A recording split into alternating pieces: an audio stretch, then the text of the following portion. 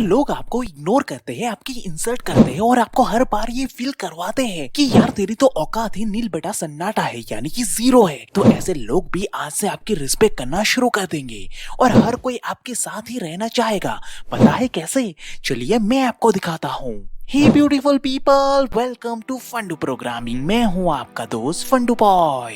दोस्तों, इस दुनिया में इज्जत, दौलत और शोहरत उन्हीं को मिलती है जिनके हाथ में पावर होती है। इसलिए जो इंसान पावर को कंट्रोल करना सीख जाता है वो पूरी दुनिया को अपनी उंगलियों पे नचा सकता है। मगर अब सवाल ये आता है कि पावर को कंट्रोल कैसे किया जा सकता है। तो अब पावर का पहला रूल ये कहता है कि लोगों को अपने एक्शन से जीतो, आर्ग्यूमेंट से नहीं। जैसे कि एक बार स्वामी विवेकानंद जी विश्व परिषद में भारत को रिप्रेजेंट करने गए थे। तब उनका हिंदुस्तानी साधु का लिबास और सात्विक भोजन को देखकर सब लोग उनका मजाक उड़ाने लगे, मगर स्वामी जी ने किसी को भी मुड़कर एक भी जवाब नहीं दिया। तभी वहाँ पे सभी देश को प्रेजेंट करने आए हुए लीडर से अपने अपने देश की best return and best selling किताब को सबमिट करने को कहा। तो स्वामी जी ने बड़े ही सम्मान के साथ श्रीमद् भगवत गीता को प्रेजेंट किया। अब वहाँ पे भी स्वामी जी का मजाक उड़ाने के लिए अंग्रेजों ने जानबूझकर गीता को सबसे आखिर में रख दिया और बाकी किताबों को गीता के ऊपर रख दिया, जिसे देखकर एक अंग्रेज मजाक उड़ाते हुए स्वामी जी से बोला कि स्वामी जी, चाहे कुछ भी हो मगर आपने आखिरकार ये तो मान ही लिया कि आपके देश की किताब गीता सबसे नीचे है और हमारे देश के सभी राइटर सबसे ऊपर है। क्योंकि देखो,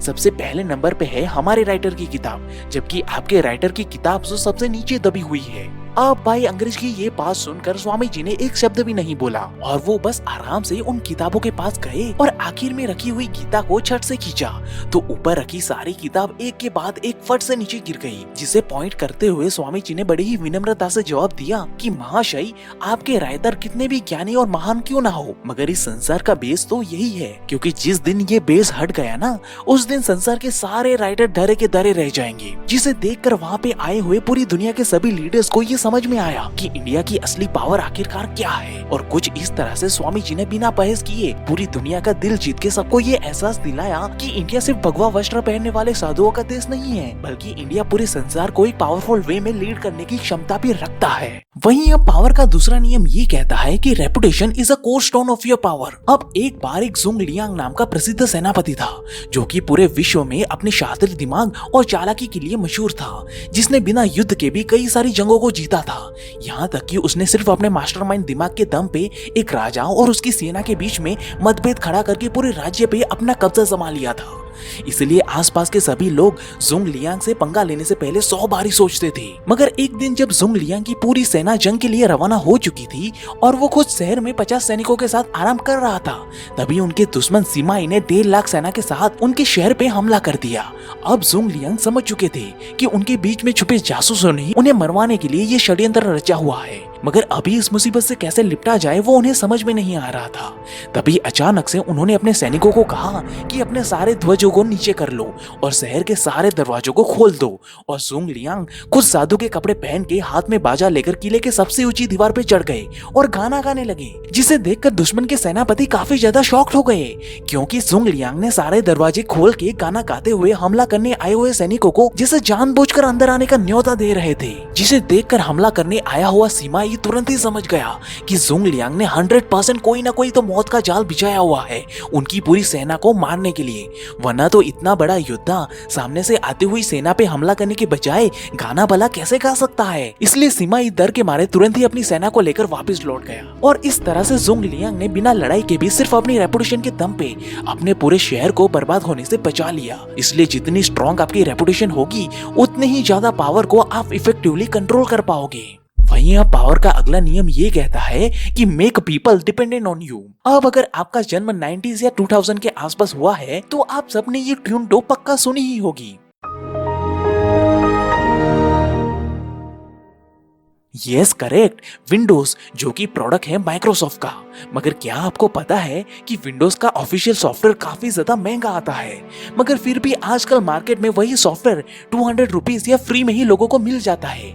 लेकिन ऐसा क्यों होता है? माइक्रोसॉफ्ट जो कि इतनी बड़ी कंपनी है, वो आखिरकार ये पायरेसी रोक क्यों नहीं रही है? तो दोस्तों, सच्चाई तो ये है कि माइक्रोसॉफ्ट चाहे तो एक झटके में वो ये पायरेसी को खत्म कर सकती है, मगर वो ऐसा करती नहीं है, क्योंकि माइक्रोसॉफ्ट लोगों को अपनी विंडोज ऑपरेटिंग सिस्टम सिस्टम को स्कूल, कॉलेज, बच्चे, बूढ़े तक को इस कदर एफर्टलेसली इस्तेमाल करने की अपॉर्चुनिटी देना चाहता है कि सभी लोग विंडोज के एडिक्टेड बन जाए, जिससे कि अगर मार्केट में कोई भी ऑपरेटिंग सिस्टम आ भी जाए तब भी लोग अपनी पुरानी कंप्यूटर स्किल को छोड़ के किसी और ऑपरेटिंग सिस्टम पे स्विच करने की सोचे तक ना। यही वजह है कि आज दुनिया का 95% मार्केट शेयर विंडोज ने कैप्चर करके रखा है। यानी कि आज विंडोज चाहे तो एक चुटकियों में आधी दुनिया को अपनी उंगलियों पे नचा सकती है। इसलिए पावर, इज्जत और रुतबा चाहिए तो लोगों को अपने ऊपर डिपेंड करना सीख लो, दुनिया खुद ब खुद आपके सामने झुक जाएगी। वहीं अब शक्ति का अगला नियम ये कहता है कि नेवर आउटशाइन योर मास्टर। अब जैसे कि एक बार 1031 बीसी में एक राजा को एक किले पे हमला करके उसका दरवाजा तोड़ना था, इसलिए उसने अपने इंजीनियर से एक लोहे का सबसे बड़ा खंभा लाने को कहा, मगर इंजीनियर ने राजा को बड़ा खंभा देने से मना कर दिया क्योंकि उसके कैलकुलेशन के हिसाब से दरवाजे को तोड़ने के लिए छोटा खंभा ही बेस्ट रहेगा। और इस बात पे ये इंजीनियर पूरी सेना के सामने राजा के साथ बहस करने लगा, जिससे कि वो अपनी बात को सही साबित कर सके। अब इंजीनियर ने अपने टेक्निकल रीजन के साथ राजा को पूरी सेना के सामने गलत साबित कर दिया, जिसे देखकर राजा को बहुत ही गुस्सा आया और दुश्मनों पे हमला करने से पहले राजा ने इस इंजीनियर को सबसे पहले फांसी पे लटका दिया। अब दोस्तों यहाँ पे राजा के साथ बहस करने के बजाय इंजीनियर राजा से बस इतनी सी बात कहता कि महाराज, भले ही आप ये बड़े खंबे का इस्तेमाल कर रहे हो, लेकिन अगर इससे आपका काम ना बने तो कृपया इस छोटे वाले खंबे का इस्तेमाल कर लेना ताकि आपका कीमती समय बच जाए। बस इतनी सी बात कहने से राजा तुरंत ही इंजीनियर की बात मान जाते और पहले वाले खंबे से दरवाजा ना टूटने पर वो हंसी खुशी वो छोटे वाले खंबे का इस्तेमाल करते। और इंजीनियर का ऐसा अद्भुत प्रेडिक्शन देखकर राजा बहुत ही ज्यादा खुश हो जाते और उसे सम्मान के साथ इनाम देते हुए अगली बार कोई भी टेक्निकल डिसीजन लेने से पहले उसी इंजीनियर से एक बार सलाह तो जरूर लेते। इसीलिए समझदार लोग हमेशा अपने बॉस एंड पावरफुल लोगों को दुनिया के सामने आउटशाइन नहीं करते, बल्कि वो अपनी बातों को बोल के प्रूव करने की बजाय उसे एक्चुअल एक्शन लेकर साबित करते हैं, जिससे कि वो किसी भी पावरफुल इंसान को बड़ी ही समझदारी से अपने काबू में कर लेते हैं, जिससे कि असली कंट्रोलिंग पावर उनके हाथ में ही रहता है। वहीं अब शक्ति का अगला रूल हमें ये समझना होगा कि action speak louder than your words. यानी कि पावरफुल लोग कभी भी अपने रिस्पेक्ट करवाने के लिए या अपनी वैल्यू को समझाने के लिए किसी के सामने गिड़गिड़ाते नहीं हैं, बल्कि वो सही एक्शन लेकर अपनी काबिलियत को साबित करते हैं। जैसे कि 30 साल की उम्र में स्टीव जॉब्स को अपनी ही बनाई हुई कंपनी एप्पल से निकाल दिया गया था, ये बोलकर कि स्टीव एक नासमझ इंसान है जिन्हें कंपनी चलाना बिल्कुल नहीं आता। अब ऐसे समय पे कोई और इंसान होता तो वो रोता, गिड़गिड़ाता या अपनी ही कंपनी से खुद को ना निकलने की भीख मांगता या फिर खुद को प्रूव करने के लिए एक और चांस मांगता, मगर स्टीव जॉब्स ने ऐसा बिल्कुल नहीं किया। वो चुपचाप एप्पल से चले गए और करीब करीब 1 महीने के बाद उन्होंने नेक्स्ट नाम की दूसरी कंपनी की शुरुआत कर दी और उसे जीरो से शुरू करके उस लेवल तक लेकर गए जिसकी कल्पना कभी किसी ने अपने सपनों में भी नहीं की थी। और ना सिर्फ उन्होंने नेक्स्ट को सक्सेसफुल बनाया, बल्कि उनकी दूसरी कंपनी पिक्सार ने भी हॉलीवुड में रिकॉर्ड ब्रेकिंग रेवेन्यू मॉडल को अचीव किया, जिससे कि स्टीव जॉब्स ने अपने एक्शन के दम पर एप्पल के साथ साथ पूरी दुनिया को ये साबित करके दिखाया कि उनके अंदर बिजनेस को चलाने की एक जीनियस लेवल की काबिलियत छुपी हुई है, जिसके बाद से एप्पल के साथ साथ पूरी दुनिया ने सर झुकाकर स्टीव को वैल्यू एंड रिस्पेक्ट देना स्टार्ट कर दिया। इसलिए अगर आप रिस्पेक्ट चाहते हो तो बहस करने के बजाय सही एक्शन लेकर अपनी काबिलियत को साबित कीजिए, तब ये दुनिया खुद ही सामने से चलकर तुम्हें रिस्पेक्ट देने चली आएगी। चाहो तो आजमा लो दोस्तों। वहीं शक्ति का अगला नियम ये कहता है कि कॉन्सील योर इंटेंशन, यानी कि अपने इरादों को छुपा करके रखिए। जैसे कि 1917 में रॉकफेलर दुनिया के सबसे अमीर इंसान बन चुके थे और वो पूरी ऑयल इंडस्ट्री पे अपना कब्जा जमाना चाहते थे, इसलिए वो हर छोटी मोटी ऑयल कंपनी को खरीदने के लिए निकल पड़े। मगर लोगों को रॉकफेलर के इस इरादे के बारे में पता चल गया और वो अपनी ऑयल कंपनी की कीमत 50 से 60 गुना बढ़ा करके रॉकफेलर को बताने लगे। अब इससे रॉकफेलर को काफी ज्यादा नुकसान उठाना पड़ा और वो ना चाहते हुए भी उनकी कंपनी को खरीद नहीं पाए। इसलिए दोस्तों, चाहे आप कितने भी बड़े तुर्रम खा ही क्यों ना हो, अगर आपने अपने दिल में छुपी अपनी फैंटेसीज, अपने इरादे या अपनी विश को पब्लिकली बता दिया तो लोग उसका फायदा उठाकर आपको झुकने के लिए मजबूर कर देंगे। लेकिन वहीं इस सिचुएशन के तोड़ के रूप में रॉकफेलर ने शक्ति के अगले नियम का इस्तेमाल किया था, जो ये कहता है कि control the option, get other to play with the cards you deal. यानी कि लोगों को ऐसे ऑप्शन दो जिसमें से वो कोई सा भी ऑप्शन चुने तो फायदा आप ही का हो।